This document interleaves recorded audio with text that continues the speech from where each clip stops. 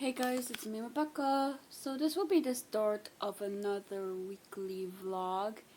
And so far today I've just done some cleaning, did my laundry, changed my bed sheets, the whole thing. And from that's not interesting probably. But I have also done some reading, and if you saw my last vlog, you would have seen I ended it reading A Bee Slinks Towards Beijing by Alice Evelyn Yang. And currently I'm on page 295. I think when I ended my previous vlog I was on page, I want to say 188 or somewhere around there, so I've read this over 100 pages, and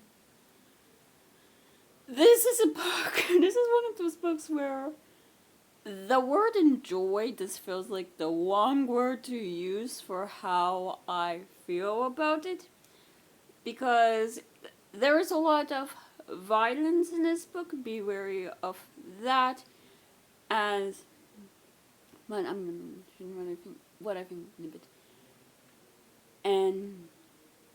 But I'm finding I am enjoying it a bit, which is a bit messed up on my bit, but I'm definitely with what is going on in the, I guess, what's being explored essentially. But intrigue also feels the wrong word to use. Essentially, we see a lot of the past timelines, like years before Ba returns to Kanzi's life. How Ba, or Ryong, guess that is his name, what he had to do in order to survive in the Red Guard in the China's Revolutionary War, and survive to protect his family. How he joins the Red Guard and commits these acts of violence that are just extremely horrific, I should say, really. And he is very young, he's a teenager when he goes through it. And it's not that he believes in what the Red Guard stands for, it's more so he has to be on the right side of things if he wants to protect his family, if they don't want to be renounced as, or denounced really, as traitors, or be seen as something that's bad, something that will get them imprisoned, tortured, or killed. So you see how he has to deal with that, and how it does become personal for him and what he has to do. In the sense, his grandmother, who's living with him and his family, she's developed what now would be dementia or Alzheimer's. I'm not entirely sure what it is exactly. And how she is saying horrible things about his mother, basically calling her a whore, and kind of saying things in public that could get them in a lot of trouble if the wrong person hears it. And while young, he loves his grandmother, he loves his ma more, and he and his sister, they don't have a choice in order to protect their family, and they decide to denounce her before she can denounce him or them. And he takes her to the Red Guard, a headquarters, and basically denounces her, and in exchange he gets this he gets a letter of recommendation to university from this very powerful member of the government, and we see how he does feel some guilt over it, how it affects him, his sister, his entire family for what's happened. And we learn that his sister,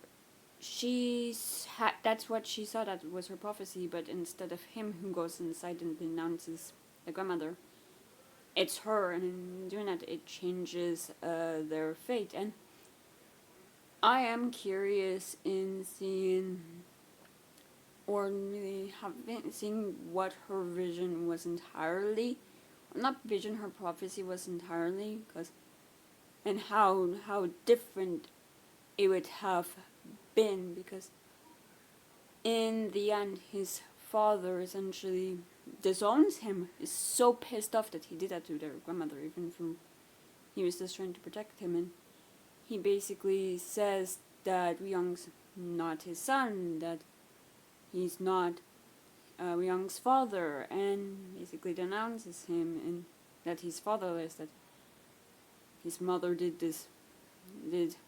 something, and then it produced him. And Young's father tells him never to come back to his hometown, and when he leaves for university, and yeah, he leaves for university a day early, and he didn't mention the last time he saw his sister, and he was 15, so I am curious in where his life goes after this, if he just carried on and didn't think of his family or what. And with Ming, Young's mother, we see her life under Japanese occupation, how she and the people in her village are malnourished, how she does marry Faye, Young's father, and does have a miscarriage.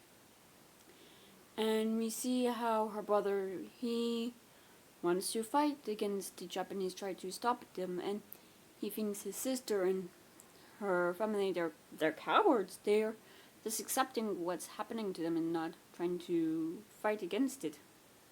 And we see how one day the Japanese just attack her village for no reason, essentially, and how they see the people in the village, they don't see them as human, but this other. And we see how she is captured and taken to this compound with a bunch of women, and yeah, trigger warning for rape, because it is quite brutal. And we see how she is close to the women, how they have to look out for one another, and how for some reason the commander is, he has his, she's in special favors with him, I guess. I don't know how to learn to words. And we see how she does develop an addiction to opium in order to escape her reality, to kind of escape what is going on around her, to escape her own trauma. And how for some reason this commander, he doesn't see himself as human. He sees himself as this immortal being, like that he's above everyone else, that everyone's below him. And yeah, we just see how she is trying to survive, and it's brutal, but it is also, I'm assuming, I don't know a lot about what actually happened in the Japanese occupation or China's Revolutionary War, but I'm assuming it's quite accurate. Like, it's not like this author is trying to be as brutal as possible. It's just brutality. It's just how it was, I guess. How people, they saw themselves above other groups of people, and they didn't see those groups of people as humans. And it's a lot, really. Like, it's just hard to stomach at times, I would say. So I would say just be very aware of this novel, if that's just something that would be a bit too much for you. It is history, and history is quite brutal, so take what I say with a grain of salt, I guess. So yeah, I think at this point I'm just rambling, so I'm just gonna go. I'll see you when I see. So it's the next day, and so far I had to do some more laundry and whatnot, and I did have a doctor's appointment this morning. That's a normal checkup. And as you saw afterwards, I did go for a bit of a walk in the park nearby. And I'm glad I did when I did, because it was quite sunny and now the clouds have returned. So yeah. And I have done some more reading, and I just finished A Beast Slings Towards Beijing just now, and I liked it. I still don't really know how to describe my feelings, because sometimes I feel like I went on this one yesterday. I'm not gonna repeat myself, but we see how Ming, how she is rescued from the compound she's held by her brother, who did join the gorilla. That's how you pronounce it. And we see how the Japanese, they are losing this war, and they shoot at the gorilla, the team that her brother's a part of, wounding him, and she just is able to go back to her village through, it's a horse, I want to say, or a donkey or something. Mule, I think it was. But when she reaches the village, her brother dies, and her mother blames her for it. I'm not sure if it's like grief, or if it's like, if her brother hadn't gone to rescue her, he would still be alive. And we see afterwards how people in the village, how their opinion of her have changed. Like, people stay away from her, treat her weary, and it doesn't help that 7 years after she comes back, she is able to get pregnant, but she has a series of miscarriages, stillbirths, and it is turning people against her, because her husband and his father, they are well-known apothecaries and farmers, and they're well off, and they deserve to have a heir. And people discuss, like, not so subtly, that Faye should have an affair, or he should divorce her and marry someone who is able to give him children and whatnot. And we see how she is able to conceive young, and it's not with Faye. The commander who favored her, he was like, oh, I'm this sort of creature, I'm not human, I'm an Oni, which I think some sort of a minor god or demon or something of the sort, and he was in hiding for 7 years and is able to find her again, and he just raped her again. And not only is Young a product of rape, but apparently to me he's this half beast creature, and he let the fact he is half beast, I guess, take over his life. And now that that is out, he has to reconcile with his present, like let the fact he was running from who he is, running from his past, and the prophecy has been fulfilled. He now has to let his past self die and continue on afterward. And with Young, we see his resentment towards his mother for not being honest with him, and I think he kind of has the right to be resentful, because she thought she was protecting him by not telling him the truth. However, it didn't protect him from his father. Like, he had spent his entire life trying to earn his father's love, only not to be able to do that, because his father knew that Young wasn't his.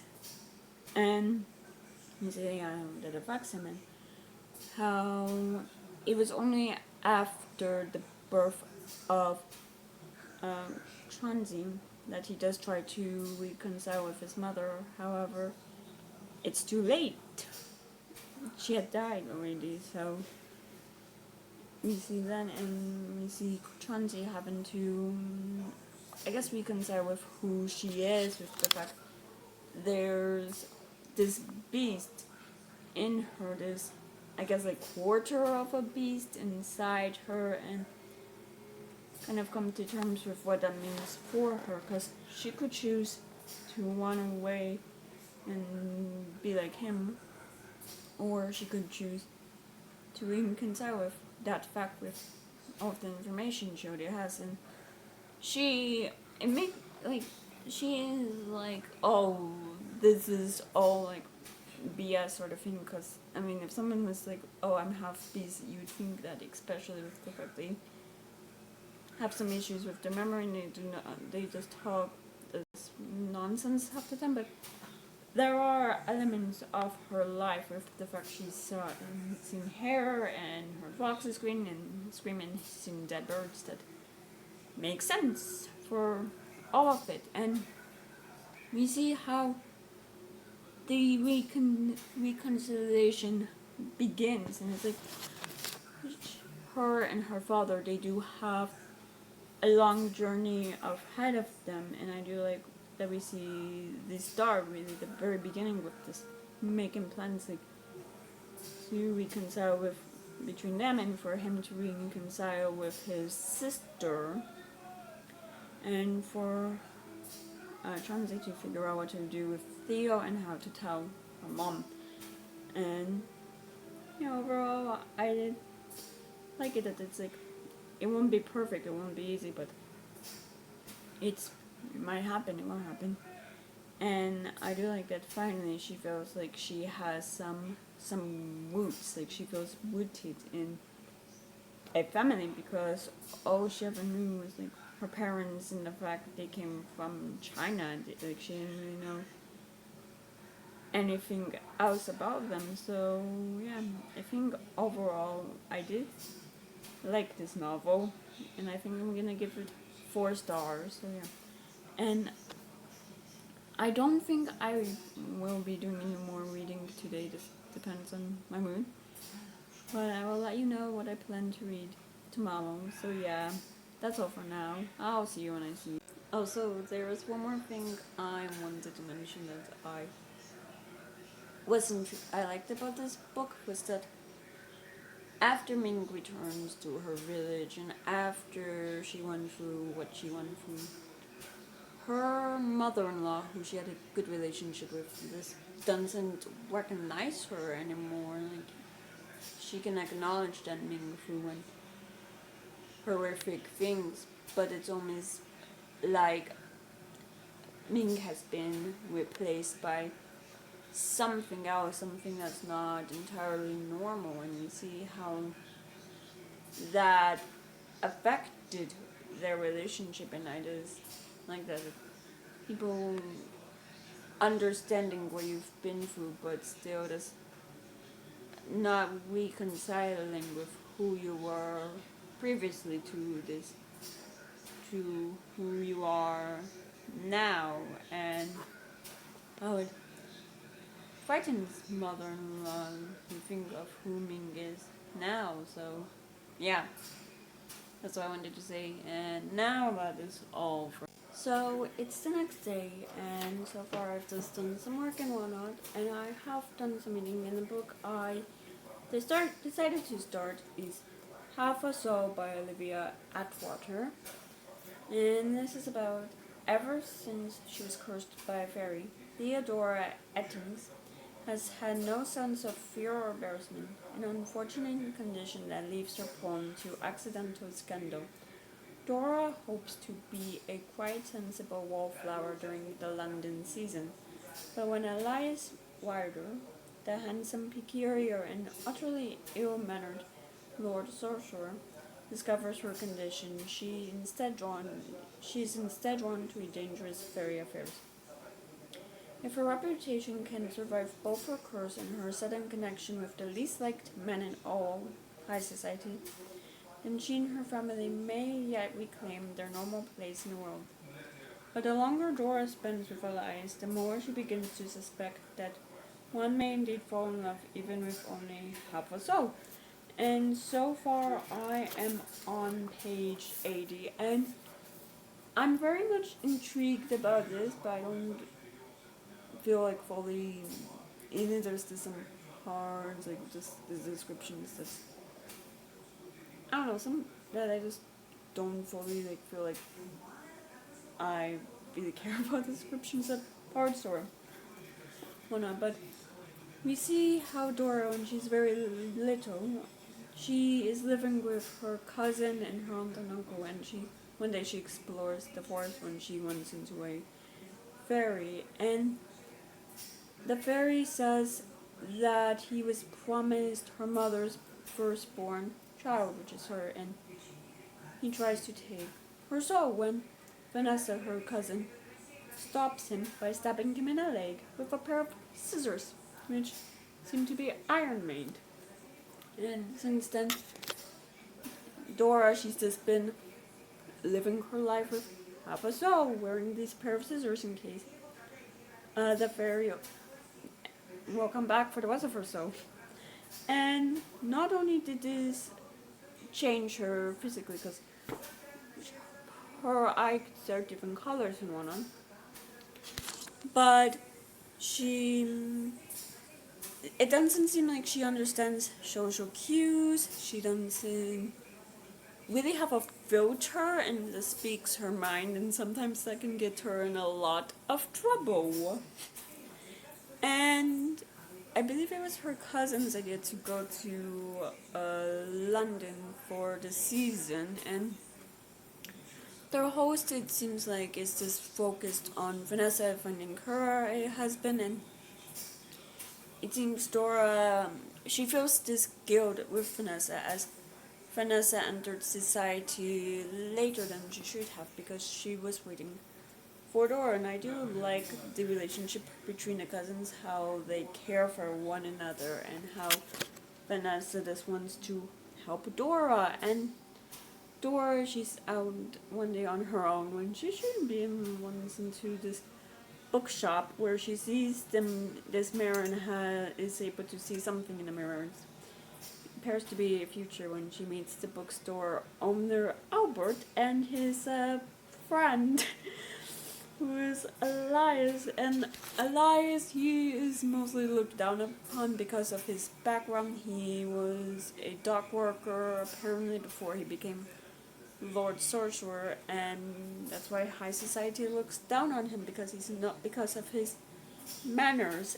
But I have to say, when Elias and Dora interact, it's just so entertaining. Like, I do like them together, I have to say. And we see how there is this ball being held by Albert's mother, and Albert's mother and the host that is housing Vanessa, Dora, and Vanessa's mother, as well as Vanessa's mother, Dawn, how they're all conspiring with one another to set up Dora and Albert, because Dora is, well, Dora in a sense. Like, she doesn't really understand social cues, and it's like a lot of people find her off-putting. And with Albert, he's looked down upon, because even though he did serve in the army, he did go to war, he lost part of his arm, I believe it was, and he does wear this very visible, like, metal thing that people are off put by, and they're like, we should put these two together. So we see that. I'm so curious to see how that goes, because that's also quite entertaining. There's these three, as Dora described, these three hands trying to set them up. But yeah, we see how while Dora and Elias happen to dance with one another at the ball, the vision that Dora had in the shop earlier comes true, how there's this wet stain on her gown, which she suspected was blood, but really is this punch being pulled on her. And while she goes to try and clean it up, her cousin told Elias like the secret that she's fairy cursed, and he decides he's gonna investigate and help her because he's intrigued. And Dora, well, she is kind of upset with what Vanessa did because Vanessa kind of didn't have the right to, and if it had come out, then it would ruin their family. And I feel like Dora did forgive Vanessa a bit too quickly, but again, she is someone who doesn't really feel like fear or embarrassment or really anger. Like, yeah, she's upset because it could destroy them and their reputation, but yeah. And we see how Elias, he does investigate. He brings I guess a handheld version of the mirror, and Dora looks into it and sees the past, sees Elias getting injured at war and Albert trying to help him, and how Elias, he kind of has to get around with their host trying to prohibit him from coming back into that house and seeing Dora with his own magic. And so far, I would say I'm the... Oh, I forgot an important thing. We see how he deems that she's fairy cursed, but she does have one foot in the fairy world, because it seems like the fairy who took half her soul, he took it back to the land of the Fae, and it's still there now. They have to work to try and get it back, so I'm intrigued about that, as neither of them want to take the easy route, especially Elias, because the land of the Fae is quite dangerous, so I am intrigued to see where this goes. I do like the, I guess, banter between Elias and Dora, because they both are not very liked, I guess, in high society, and neither of them really care about social interactions when it comes to high society. Like, Elias, he seems to just hate that this is this part of what he has to do. He resents he has to sometimes go to balls and parties dressed nicely. Like, he doesn't really care for it. So yeah, I'm intrigued to see more, and I'm also curious to see if we will get to see how he came into this role as Lord Sorcerer, as apparently he was a dog worker, but anyway. And there's a quote mentioned in here that I like. It's like how war was downplayed to not discuss the ugly elements of it, to how it's almost romanticized, and I just found it interesting how it's discussed and how it was mentioned, because prior to social media we wouldn't have seen the true horrors of war. How even before TV was invented we probably wouldn't have, and I just find that all intriguing. So yeah, I think that's all for now. I might do some more reading today, but that's all for today. I'll see you. So it's the next day, and so far today I've just been taking it easy a bit. My stomach's just been giving me a bit of a hard time for some reason, and yeah, I've just been feeling a bit low energy, no idea why. But yeah, and I have done some cleaning and some work and whatnot, and I have done some reading of Half a Soul by Olivia Walter. I don't know why I said that author's name again, but... And I'm on page 198, and while I'm still not I'm not fully connected to it, something about the writings just, I don't know, it's not 100% working for me. I'm in the story, but I don't really know how to describe it. But we do see how Dora, she does feel emotion, and it almost startles her because she's not one who really feels a lot, and it's she feels these emotions when she's around Elias or the Lord Sorcerer, and we see as the two grow close, and we see how she interacts with Albert due to the plan with her aunt and his mother, and how they've volunteered her to help him out, being like, oh, she's so charitable and whatnot.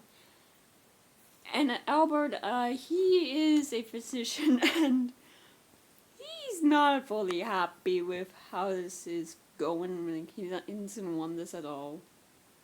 He also knows she doesn't want this at all, but they're stuck in this ridiculous plan. And he has to take her somewhere where women of her status shouldn't be, and it's a workhouse. He goes there to help those who are sick and whatnot, and we meet the owner, who is an absolute asshole. And we see how there's this like sleeping sickness going around. It's almost like a plague, and Elias is involved in trying to solve it. And we see how this plague has affected this young girl who Dora calls Jane, because they're not really able to ask her what her name is. And he takes her out of the workhouse and takes her to this orphanage that he donates money to, and helps her, and where she'll be taken care of properly and whatnot. And we see how Elias and Dora grow close through this and trying to help each other out, and how she is there for him when he just becomes so fed up with society and their hypocrisy, how they put up a front and trying to take care or trying to help those who are less, I guess, have less money than them, but really those in high society, they are the problem. Like, they raise tariffs, they raise taxes, they just make things difficult for those in lower classes, and they just don't acknowledge or really try to ignore this by, like, when they are having their fancy dinner parties and when they turn the other way. And we see with Dora how her cousin Vanessa doesn't really fully understand this, and for Vanessa, she doesn't care about those who are like lower class. She only cares about Dora and trying to help her, and we see how this affects Dora, because she always saw Vanessa as this kind-hearted girl, but now she is seeing Vanessa for who she truly is, how she was raised and what she was taught. And with Elias, we see how it affects him greatly, and the reason he's so cold. And it's not until he makes a scene at this dinner where he's not exactly invited to the dinner. He kind of just crashes it, essentially, and you see how Dora and Albert's mother see another side of him, and it changes Lady, I think her last name is like Caraway's opinion of him. And we see how, I don't know, the two keep saying grow close, but it's like they just care about each other, and that's just beautiful. Like, they take care of one another and trying to help one another. And one thing I'm liking a lot in this novel is there's no love triangle. Like, I love Albert, and I love his friendship with Dora and his friendship with Elias, and I just don't want to see that like destroyed. And it seems like he's aware of his mother's scheme, and his mother also acknowledges, like, yeah, no, this isn't gonna work. He's not gonna marry you. Sorry. Like, I'm sorry about the whole thing, but yeah. And we see how Vanessa's cousin, she does, I guess, succeed in the plan Dawn had for her, and kind of getting Albert's older brother to fall for her, and he does propose, but Dora's aunt sends her back home because she doesn't want Dora around her, that she'll just destroy the entire thing, ruin everything. And it seems like with how Dora is, like, she's not really considered human. She's considered almost like this doll thing that should be seen, not heard, or anything, and it has affected her self-esteem, we have seen. And it is strange when she is trying to connect to Elias through this mirror that they use to communicate. Does she fall into the realm of the Fae who took half her soul into this room where her other soul is, and the other half of her soul is this person who's extremely emotional, and you see how they just try to get out and try to get Elias to know what's going on. And yeah, so far I'm definitely liking the romance between Elias and Theodora, and that's how they understand one another. Like, they've been almost outcasted by society, and one thing I'm like is, I just think this is a bit funny, is that it seems like the English people are worse than the Fae. Like, they're more deceiving and they're full of deception with them. Like, the Fae are known for not lying, and yet the English do lie, and the behavior of the English influences the actions of the fairy who had taken Dora's soul, half of her soul, and it seems like he is the one responsible for the sleeping plague. And we see how greedy the English are, because the owner of the workhouse earlier, he had sold people to the fairy, and he even threw out a pregnant woman and sold her baby. So yeah, he did get what he deserved, and and we learned that Dora's mother even sold her, and Dora is so, I would say, optimistic in a sense. She wants to believe her mother regrets doing that, but does she? Like, her mother is dead, so she will never get the answer. So yeah, I am curious to see what happens with this fairy, and if things do change, or if they will stay the same, if anything will be done to make the changes that need to be made, I guess. So yeah, I'm just curious in how this ends. And yeah, I think that's all for now.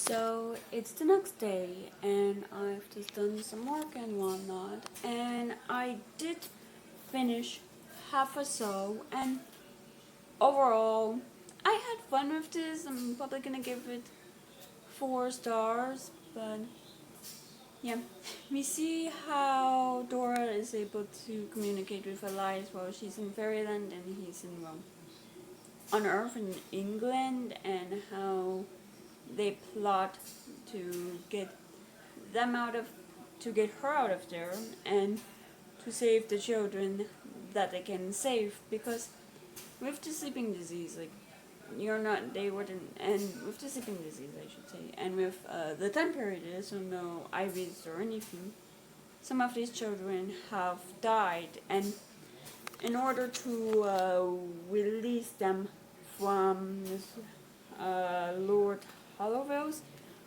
I guess, possession, they do have to cut this string, invisible string, and with the children who have died, they'll go to wherever they end up going in the afterlife, which isn't fair, but yeah.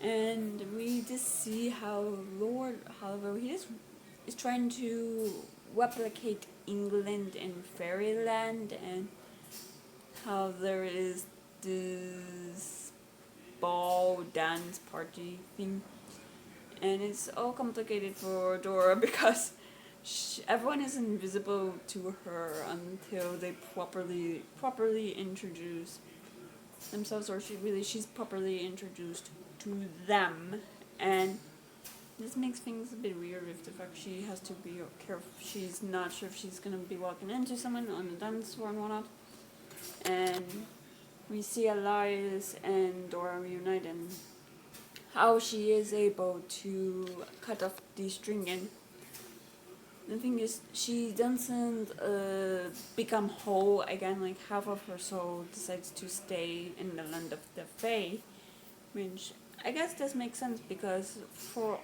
most of that half of Soul's life, for Theodora's life, she's only known the Fae land, so. And we see how life goes on in England, how things don't get better for those Nork house. In fact, they get worse, and how Dora and Vanessa get married and everyone gets a kind of a happily ever after, and it seems like then Dora decides to become whole again, I guess. Overall 4 stars. And I did try to start another book, and I think I'm gonna DNF it. I've only read 30 pages of it, but something about the writing style is just like, I don't know if it's me, but I just don't care. Like, I just don't feel connected. I usually DNF if there's a voice in my head or telling me I don't want to read this. I don't care, but I just don't feel anything really. And yes, 30 pages might be too soon for some to DNF, but if I have that feeling early on, I am gonna be listening to my tuition, I guess, if that's the proper word I'm looking for. But yeah, I think this isn't for me. And the book I tried to start was City of Lost Chances by Adrian Tarkovsky. This is my second book I've read by him. I want to say it's like The Wolf and the Tiger, and that one was the 3 stars. I just felt like the plot was fine, like it wasn't anything bad, but for some reason this isn't just working for me. I cannot put my finger on it. And this is about, there has always been a darkness to Elmar, but never more so than now. The city chafes under the heavy hand of the Palestine's occupation, the chokehold of its criminal underworld, and the weight of its wretched poor, and the burden of its ancient curse. What will be the spark that lights the configuration? Despite the city's refugees, wanderers, murderers, madmen, frantics, and thieves, the catalyst, as always, will be the anchorwood, that portal when the moon is full to strange and distant shores. Lamar, some say, it's the worst place in the world and a gateway to 1,000 worse places. And there were elements of the first 30 pages I did find intriguing, in a sense, with the occupation of this city. The Palestinians are trying to eliminate the old beliefs, the old ways that the people would do stuff. Like, they would have like a 12-day week. Now it's down to 7, and there were many gods, but the Palestinians tried to eradicate their places of worship and took them over for their own. And we see how there's this god who has only one follower, and how those who are magicians, there's looked down upon or try to be taken apart. And there's kind of this school to correct behavior that seemed like not correct.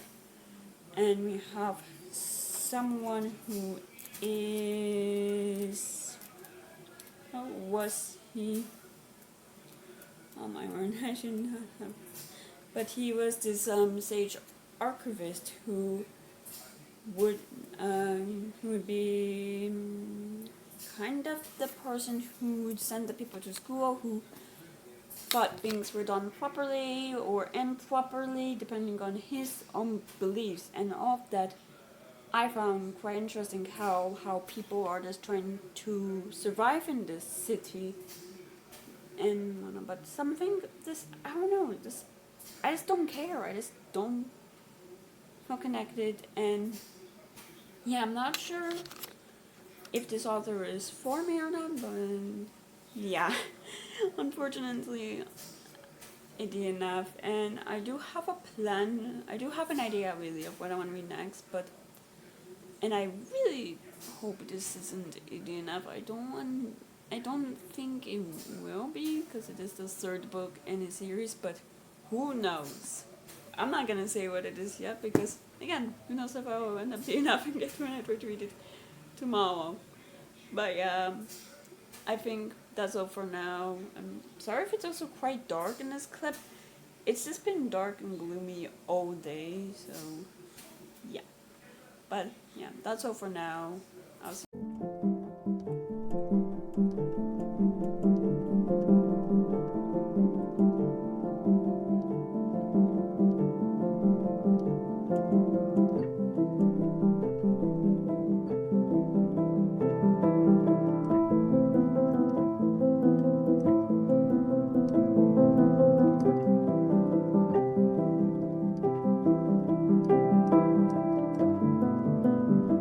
So it's the next day, and as you saw, I did go out today. A town close to mine was doing a library book sale, and it is a town I like being in.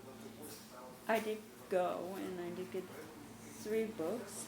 I got The Poet Empress by Chantal,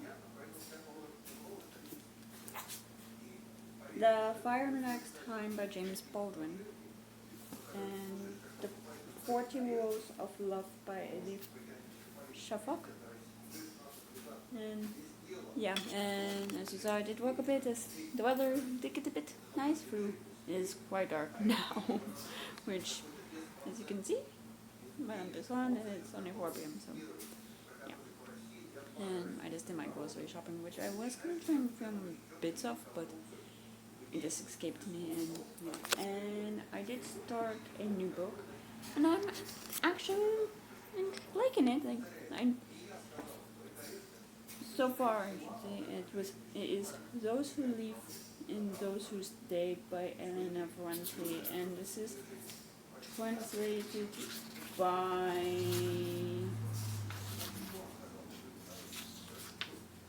Anne Goldstein, and this is the 3rd book in the Neapolitan Quartet, and this I'm thinking if I want to say what this 3rd one's about, but you know, we just follow on the lives of Lila and Elena, specifically Elena, and I should say page 1 of this book is page 23, and I'm currently on page 76, and I'm definitely intrigued about this so far. And with this, we see Elena. She's published her novel. It's doing quite well, and we see her about to marry Pietro when she bumps into her ex Nino, who has broken off with Lila, and it seems like there might be still lingering feelings for him there, but she knows Pietro, like she loves Pietro, she should marry him. He's the smart decision, essentially. And the thing with Pietro is he does got a position where he's a professor, and he happens to be a communist. Communist? Yeah. And he doesn't want to marry in a church or anything, he wants to marry in town hall. And when Elena tells her mother this, she flips. Like, her mother is someone who's like deeply religious. She cares about her, and she cares, I guess, about what something. Like, it's been a while since I've read the last 2 books, so I could be so on. But Elena's father is like, well, it doesn't always work if you marry under the eyes of God. Like, basically taken what happened with Lila as an example, and we just see how there's a tension between Elena and her mother, and on the other hand, Elena seeing the reviews being published about her book, and it does affect her.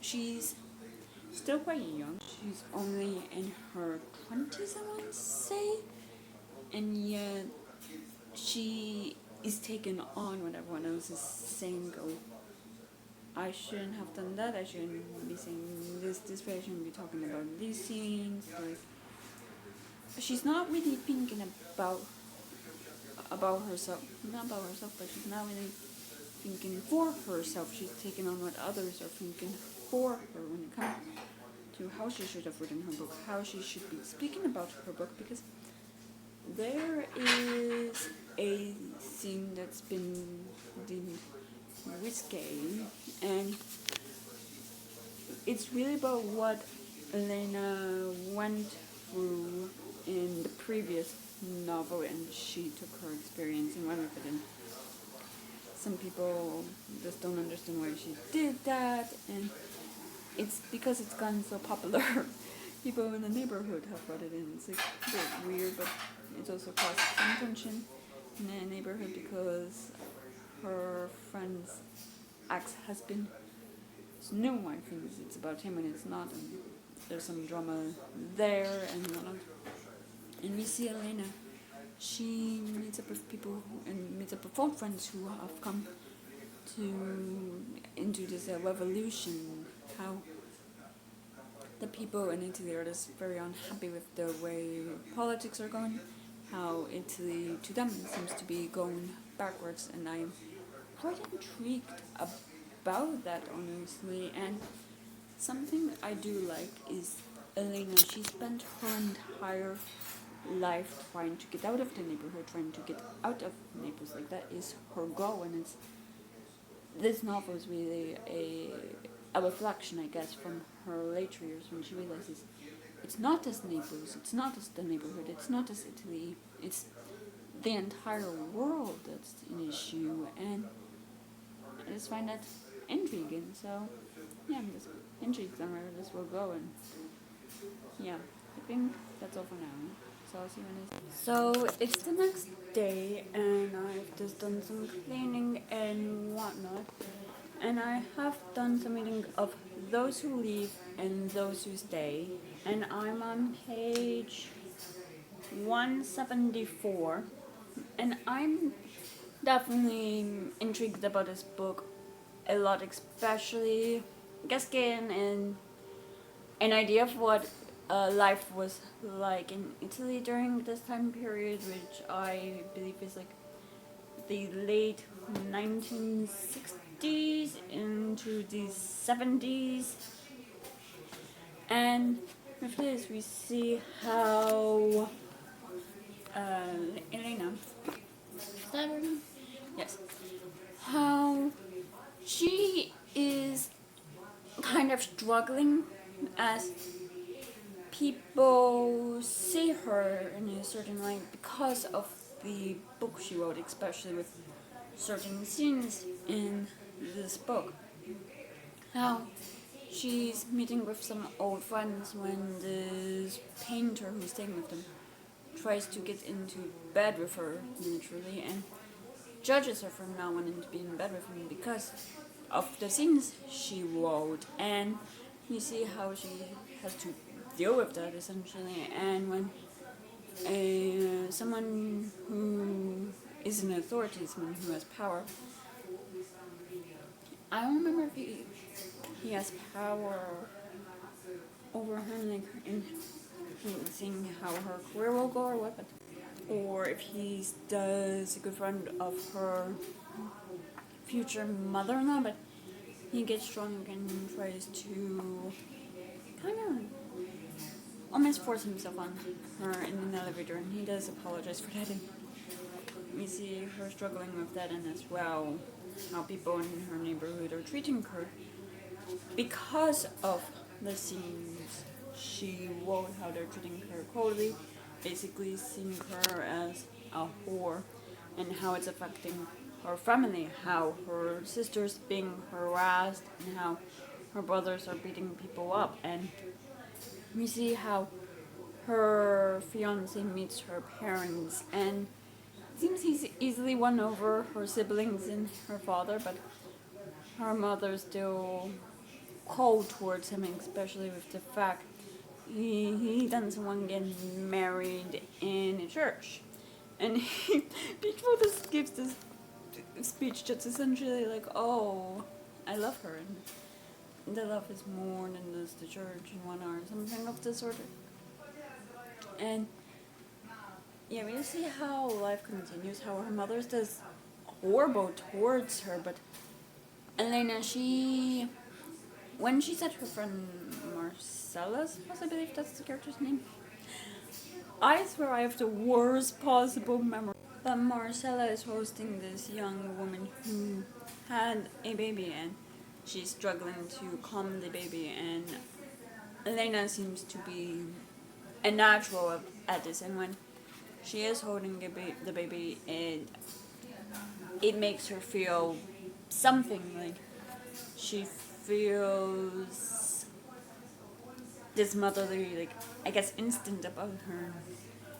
It confuses her in a sense, like, I get that she doesn't want to be, she doesn't want to have kids because she's afraid of being like her mother, so I am curious of where that will go.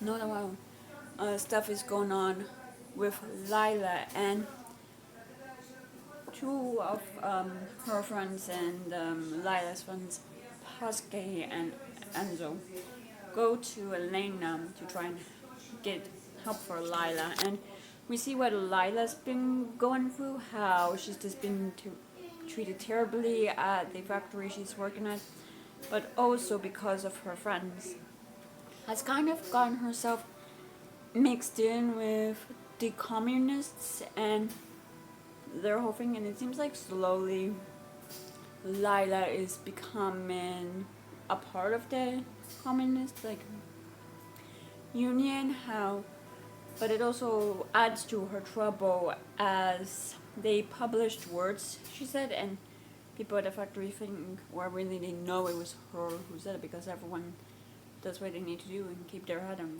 in order to survive, while Lila, she's more outspoken, and we see the effects it has on Lila, how she doesn't really think she's good enough, she's not a good enough mother, she's not a good enough partner, there's a lot of insecurities we see in her, and we also see how it's affecting her health as she gets these episodes where it's like a very tight pain in her chest at times, feeling like she can't breathe, and she feels incredibly overwhelmed, and she does get her heart listened to by someone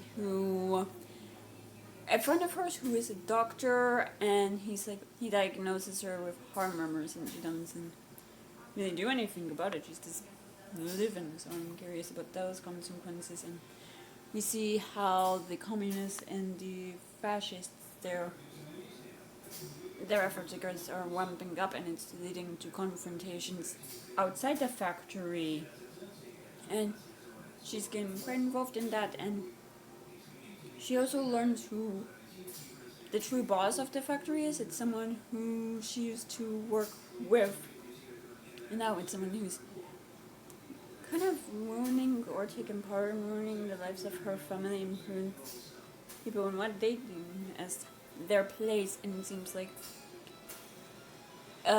this person has a lot of power because Bruno, who is on a face, he's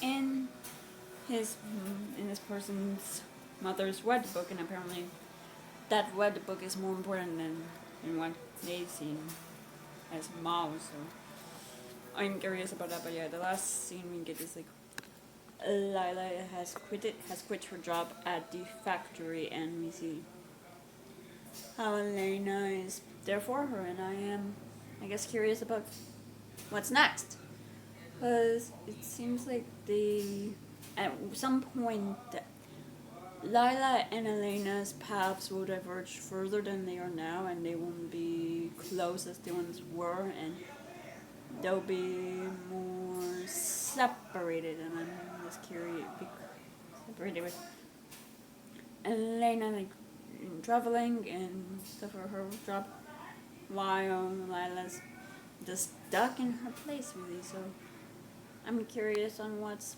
next. But yeah, I think that's all for now. This is also the end of this video. So if you enjoyed it, please give it a thumbs up. Leave a comment below telling me what you've been up to recently. If you want to, please subscribe to this channel. And if you want to follow me on any social media, then all those links are in the down bar below. I'll see you guys next time I post a video. Bye.